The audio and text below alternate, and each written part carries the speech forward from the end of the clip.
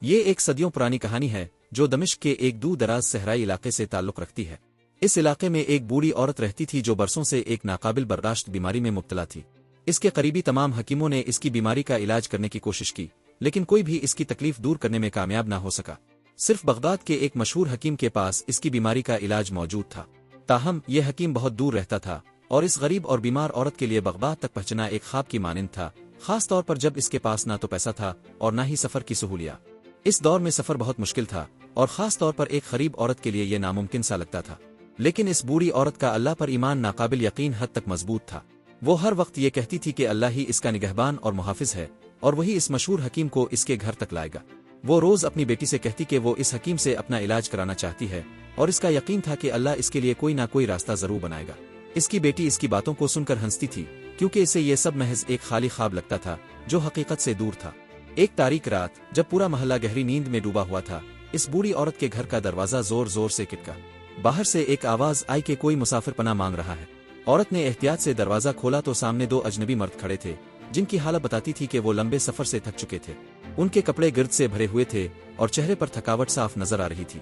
پہلے تو اس عورت نے انہیں اندر آنے کی اجازت دینے سے انکار کر دیا کیونکہ اس کے گھر میں کوئی مرد نہیں تھا اور رات کا وقت بھی غیر محفوظ لگ رہا تھا۔ لیکن اس کی مائیں جیسا دل پسیجنے لگا اور وہ ان کی حالت دیکھ کر نرم ہو گئی۔ اس نے اپنی بیٹی سے کہا کہ انہیں دوسرے کمرے میں پناہ دی جائے، کھانا پانی کا بندوبست کیا جائے، لیکن ان سے زیادہ بات چیت سے گریز کیا جائے۔ رات بھر وہ عورت درد سے کراہتی رہی، نیند اس کی آنکھوں سے کوسوں دور تھی۔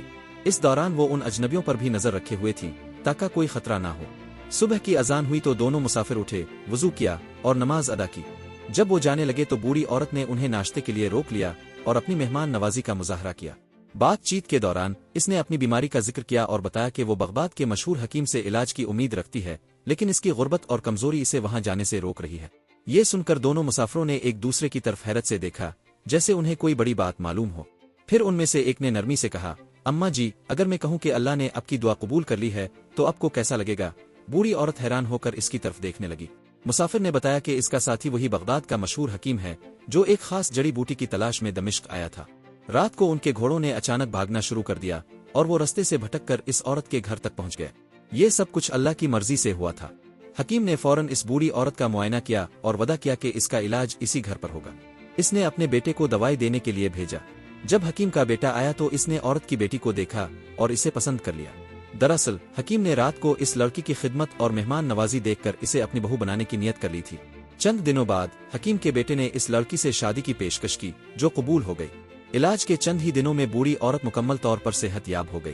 اس کے بعد وہ اپنی بیٹی کے ساتھ بغداد منتقل ہو گئی جہاں وہ عزت اور سکون کی زندگی گزارنے لگی۔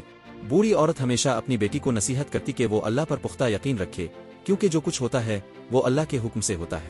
وہ کہتی تھی کہ وہ ایک بے بس، بیمار اور غریب عورت تھی، لیکن اللہ نے اسے عزت، صحت اور خوشی عطا کی۔ اس کا یقین تھا کہ یہ سب اس کے خلوص اور صبر کی بدولت ممکن ہوا۔ اس کہانی سے ہمیں سبق ملتا ہے کہ مشکل وقت میں اللہ پر بھروسہ رکھنا چاہیے۔ خلوص سے کی گئی دعا قبول ہوتی ہے چاہے وقت لگے۔ اگر دعا فوراً پوری نہ ہو تو صبر کرنا چاہیے کیونکہ اللہ بہتر دینے والا ہے، آپ بہتر وقت کا منتظر ہوتا ہے۔ اگر آپ کو یہ سبق آموز کہانی پسند آئی ہو تو ہمارے چینل دلچسپ قصے اور حکایتیں کو ضرور فالو کیجیے، ویڈیو کو لائک کریں اور دوستوں کے ساتھ ضرور شیئر کیجیے۔ آپ کی رائے ہمارے لیے بہت اہم ہے۔ شکریہ۔